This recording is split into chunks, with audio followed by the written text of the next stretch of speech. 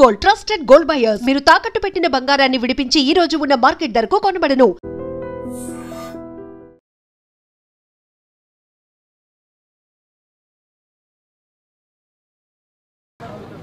ఆ ముఖం తదేక్షగా చూడగానే సుమారు ఒక 50 ఏళ్ళు రోజుకి 3 షిఫ్ట్లు 2 షిఫ్ట్లు చేసి నిద్రలేని రాత్రులన్నీ గడిపి ఇలాగా చాలా విశ్రాంతిగా నిద్రపోతున్నట్టుగా ప్రశాంతంగా కనిపించింది ఆ ముఖం.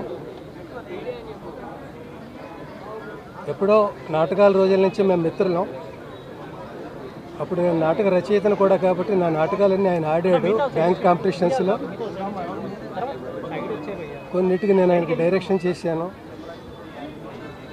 ఆయన రవీంద్ర భారతిలో గ్రాండ్గా ఒక ఫంక్షన్ చేశారండి, రంగస్థల గురువులకి సన్మానం అని. అందులో నేను కూడా ఉండడం నా అదృష్టం. అక్కడి నుంచి తర్వాత రచయితగా నేను రాసిన హలో బ్రదరు, సీతారత్న గారి అబ్బాయి, ఇంకా కొన్ని కిష్కిందకాండ, చాలా సినిమాల్లో ఆయన మంచి వేషాలు పోషించాడు పాత్రలో. తర్వాత నటుడిగా మేము చాలా సినిమాలు చేసాం. ముఖ్యంగా ఎప్పటికీ నాకు అందరికీ గుర్తుకొచ్చే పాత్ర అమ్మ 1వ తారీఖులో నా తండ్రిగా నటించిన పాత్ర. అలాంటి పాత్రలో ఎలాంటి పాత్ర ఇచ్చినా ఆయనకు జీవిస్తాడు తప్ప నటించాడు. ఎన్ని పాత్రలు 800, 900, 1000 వేషాలు వేస్తే అన్నీ దేనికది విశిష్టంగా విలక్షణంగా ఉంటాయి. విలక్షణ నటుడైన అందరినీ కూడా ఎంత చమత్కారం ఉందో. చిన్న పొల్ల విరుపు ఉంటుంది, ఆ పొల్ల అగ్గి పొల్ల లాంటిది బగ్గుబంటి ఉంటుంది కూడా. చమత్కారం వల్ల అది చాలా ఎన్హాన్స్ అయ్యి రాణించేవి ఆయన మాటలని. నేను అందుకే చుట్టూ చేరేవారు అందరూ షూటింగ్స్లో ఆయన చుట్టూను. నన్ను మాత్రం ఎందుకో ఒక 1% ఎక్కువ స్పెషల్గా చూసేవాడు ఆయన. నేను నాటకరంగం రోజు నుంచి రచయితను కూడా అవడం బట్టి, సినిమాల్లో కూడా రచయితను కాబట్టి 2-3 చోట్ల నా గురించి ఆయన చాలా గొప్పగా మాట్లాడారు.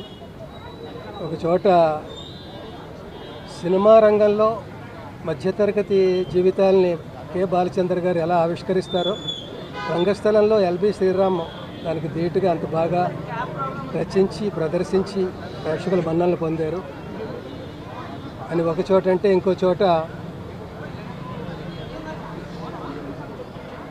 మీరు సరస్వతి పుత్రులు, మంచి గురువుల దగ్గర శిక్షణ పొందారు, మంచి సినిమాలకి రచనలు, మంచి నాటకాలకి సినిమాలకి రచన చేశారు. సమాజానికి ఎంతో అవసరమైన ఉపయోగకరమైన ఆ పెన్నుని మీ జేబులో పెట్టుకుని మీరే మురిసిపోతే ఎలాగా, ఆ పెన్ను గుండెకి బరువు అనిపించట్లేదా అన్న చోట రాశాడు ఆయన స్టైల్లో. దానికి నేను ఏం చెప్పాలో తెలియక, పెన్ను తీయాలని నాకు ఉందండి, కానీ తీస్తే జేబుతో పాటు పెన్ను కూడా తేలికైపోతుందేమో అని భయంగా అలా ఉంచేసాను. బరువుగానే ఉంది అని నేను అనేవాడిని. ఇలా చాలా అనుభవాలు. హలో బ్రదర్లో చాలా గొప్ప వేషం. ఆయన స్పెల్లింగ్ మిస్టేక్స్ అన్నీ మల్లికార్జునరావు కరెక్ట్ చేస్తుండేవాడు.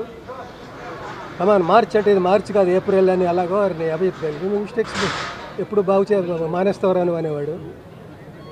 చివరికి మల్లికార్జునరావు గారి డెత్ సీన్ ఒకటి ఉంటుంది, అందులో అంటాడు, అరే మళ్ళీ నన్ను ఒంటరి చేసి వెళ్ళిపోయావు కదరా, ఇక నుంచి నా స్పెల్లింగ్ మిస్టేక్స్ ఎవరు కరెక్ట్ చేస్తారా అని ఏడ్చాడు.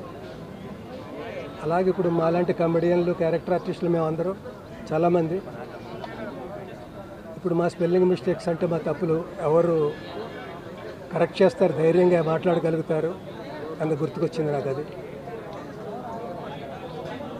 అంటే ఇలాంటి పెద్ద వాళ్ళే ఉంటే, మేము పెద్దవాళ్ళం అయినా కూడా మనకంటే పెద్దవాళ్ళు ఉన్నారని ధైర్యంగా ఉంటుంది. ఒక్కొక్కళ్ళే అలాగా తప్పుకుంటుంటే నెక్స్ట్ టోకెన్ మందే కదా అని భయంగా ఉంటుంటుంది. భయంగా ఎందుకు, వెళ్ళిపోయిన వాళ్ళు ఏమో నష్టపోరు, ఇంకా గొప్ప జీవితాలని అనుభవిస్తూ ఉంటారు. మనం వెళ్ళిపోతే అలాంటి దాన్ని అందుకోవచ్చు కదా అని అప్పుడప్పుడు అనిపిస్తూ ఉంటుంది. ఏది ఏమైనప్పటికీ ఒక మహాప్రస్థానం ముగిసింది. ఆయనకి వారి కుటుంబ సభ్యులకి శాంతి చేకూర్చాలని భగవంతుని ప్రార్థిస్తున్నాను. నిజంగా ప్రస్తుతం ఉన్నటువంటి సమాజం దేనికి ప్రయారిటీ ఇస్తుంది? ఆర్థిక సంబంధాల చుట్టూ మాత్రమే తిరుగుతోంది. మళ్ళీ ఎన్నికలంగానే చాలా విరక్తి కలుగుతున్నాం. మంచి అనిపిస్తుంది కదా, లేడీస్ కూడా ఛాలెంజింగ్ జాబ్స్ చేసినప్పుడు చాలా బాగుంటది. ట్రాఫిక్ అసిస్టెంట్స్ గా నియమించిన ట్రాన్స్జెండర్స్ అందరితో సాల్యూట్ చేయించుకుంటున్నారు. ఫుడ్ డెలివరీ ఇవ్వటానికి వెళ్ళినటువంటి డెలివరీ బాయ్ అనిల్ పై కళ్ళ ముందు